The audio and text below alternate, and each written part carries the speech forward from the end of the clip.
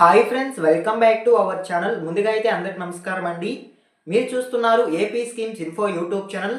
ఈరోజు మరొక అప్డేట్తో నేను మీ ముందుకు రావడం జరిగిందండి. సో అప్డేట్ ఏంటి అనే విషయానికి కనుక వచ్చినట్లయితే, ఆంధ్రప్రదేశ్ రాష్ట్ర వ్యాప్తంగా నవంబర్ నెలలో ఏమేం పథకాలు ప్రారంభం కాబోతున్నాయి, ఆ పథకాల ద్వారా ప్రజలకు ఎలాంటి లబ్ధి చేకూరేటువంటి అవకాశం ఉంటుంది అనేటువంటి సమాచారం అయితే రావడం జరిగిందండి. ప్రభుత్వం మరొక 3 పథకాలకు గ్రీన్ సిగ్నల్ ఇచ్చినట్లయితే సమాచారం అండి. ఆ 3 పథకాలు నవంబర్ నెలలో ప్రారంభం కాబోతున్నట్లయితే సమాచారం. వచ్చిన సమాచారాన్ని వన్ బై వన్ అయితే నేను మీకు తెలియజేస్తాను. వీడియోని ఎక్కడ స్కిప్ చేయకుండా చూడండి, అప్పుడే మీకు పూర్తి సమాచారం అందుతుంది.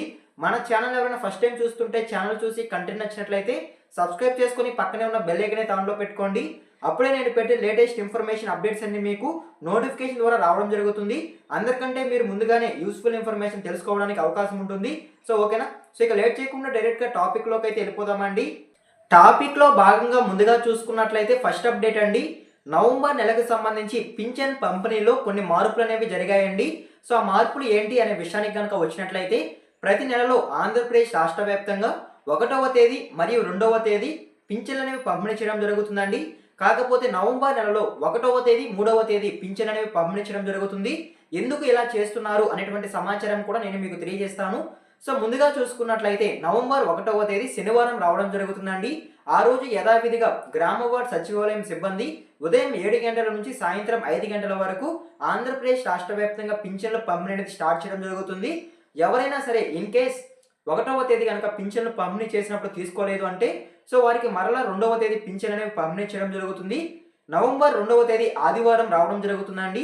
ఆదివారం సెలవు కాబట్టి గ్రామ వార్డ్ సచివాలయం సిబ్బందికి ఆ రోజు సెలవు ఉంటుంది కాబట్టి ఆ రోజున పింఛన్లు అనేవి పంపిణీ చేయరండి. మరలా తిరిగి 3వ తేదీ సోమవారం నాడు పింఛన్లు అనేవి పంపిణీ చేయడం జరుగుతుంది. సో ఈ విధంగా ఆదివారం రావడంతో 2వ తేదీ పింఛన్లు పంపిణీ నిలుపుదల చేసి 1వ తేదీ 3వ తేదీ పింఛన్లను పంపిణీ చేయడం జరుగుతుంది. సో ఓకేనా, మీకు అర్థమైంది అనుకుంటున్నాను. ఎవరైతే 1వ తేదీ పింఛన్లు తీసుకోలేదో వారు మరలా తిరిగి 3వ తేదీ పింఛన్లు తీసుకునేందుకు అవకాశం అయితే ఉంటుంది. సో ఓకేనా, మీకు అర్థమైంది అనుకుంటున్నానండి పింఛన్లకి సంబంధించి వచ్చిన తాజా సమాచారం అయితే. సో ఓకేనా. అదే విధంగా నెక్స్ట్ అప్డేట్ కనుక చూసుకున్నట్లయితే సెకండ్ అప్డేట్ అండి. అన్నదాత సుఖీభవ 2వ విడత నిధులకు సంబంధించి ఒక అప్డేట్ అయితే రావడం జరిగింది ప్రభుత్వం నుంచి అయితే.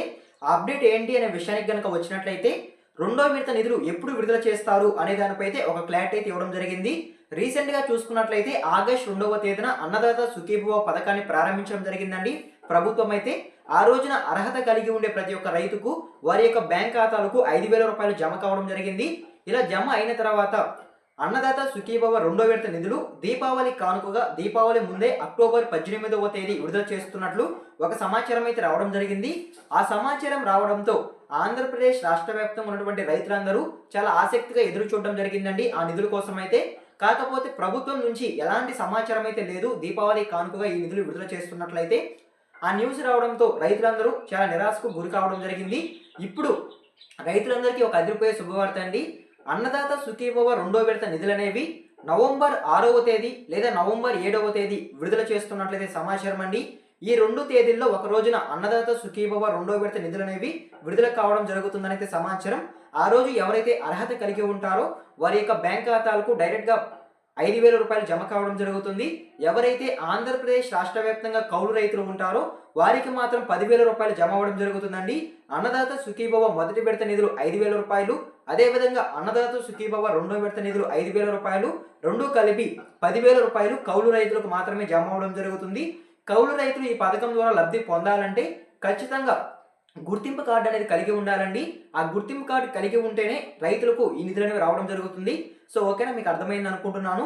సో ఈ విధంగా నవంబర్ నెలలో అన్నదాత సుఖీభవ 2వ విడత నిధులు అనేవి విడుదల చేస్తున్నట్లయితే సమాచారం అండి. ఓకేనా, మీకు అర్థమైంది అనుకుంటున్నాను. అదే విధంగా నెక్స్ట్ అప్డేట్ కనుక చూసుకున్నట్లయితే, పీఎం కిసాన్ 21వ విడత నిధులు ఎప్పుడు విడుదల చేస్తారు అనే దానిపై అయితే కేంద్ర ప్రభుత్వం ఒక అప్డేట్ అయితే ఇవ్వడం జరిగిందండి. ఆ నిధులు ఎప్పుడు విడుదల చేస్తారు అనేటువంటి సమాచారం నేను మీకు తెలియజేస్తాను. ముందుగా చూసుకున్నట్లయితే పీఎం కిసాన్ 20వ విడత నిధులు అనేవి ఆగస్టు 2వ తేదీన రిలీజ్ చేయడం జరిగిందండి. ఆ రోజు భారతదేశం వ్యాప్తంగా ఎవరైతే పీఎం కిసాన్ పథకానికి అర్హత కలిగి ఉంటారో వారి యొక్క బ్యాంక్ ఖాతాలకు 2,000 రూపాయలు కేంద్ర ప్రభుత్వం జమ చేయడం జరిగింది. తరువాత అక్టోబర్ 18వ తేదీన దీపావళి కానుకగా పీఎం కిసాన్ 21వ విడత నిధులు విడుదల చేస్తున్నట్లయితే ఒక సమాచారం అయితే రావడం జరిగింది. కాకపోతే ఆ రోజున ఆ నిధులు అనేవి వాయిదా పడడం జరిగిందండి. వాయిదా పడిన అనంతరం 21వ విడత నిధులు ఎప్పుడు విడుదల చేస్తారు అనేది రైతులు మొత్తం ఎదురు చూస్తున్నారు. సో వారికి సంబంధించి కేంద్ర ప్రభుత్వం ఒక అప్డేట్ అయితే ఇవ్వడం జరిగిందండి. నవంబర్ 6వ తేదీ లేదా నవంబర్ 7వ తేదీ పీఎం కిసాన్ 21వ విడత నిధులు విడుదల చేస్తున్నట్లయితే సమాచారం అండి. ఆ రోజున భారతదేశం వ్యాప్తంగా ఎవరైతే రైతులు అర్హత కలిగి ఉంటారో పీఎం కిసాన్ పథకానికి వారి యొక్క బ్యాంక్ ఖాతాలకు డైరెక్ట్గా 2,000 రూపాయలు జమ అవ్వడం జరుగుతుంది. సో ఓకేనా, మీకు అర్థమైంది అనుకుంటున్నానండి. పీఎం కిసాన్ పథకం ద్వారా భారతదేశం వ్యాప్తంగా ఉన్నటువంటి రైతులందరికీ ఒక ఏడాదికి 3 విడతల్లో 6,000 రూపాయలు ఆర్థిక సాయం అందించడం జరుగుతుంది. అందులో భాగంగానే ఇప్పుడు 21వ విడత నిధులు అనేవి రిలీజ్ చేయడం జరుగుతుందండి కేంద్ర ప్రభుత్వం అయితే. సో ఓకేనా, మీకు ఒక క్లారిటీ అయితే వచ్చింది అనుకుంటున్నాను. సో ఇవేనండి ఈ 3 పథకాలు అయితే నవంబర్ నెల నుంచి అమలు కాబోతున్నట్టయితే సమాచారం.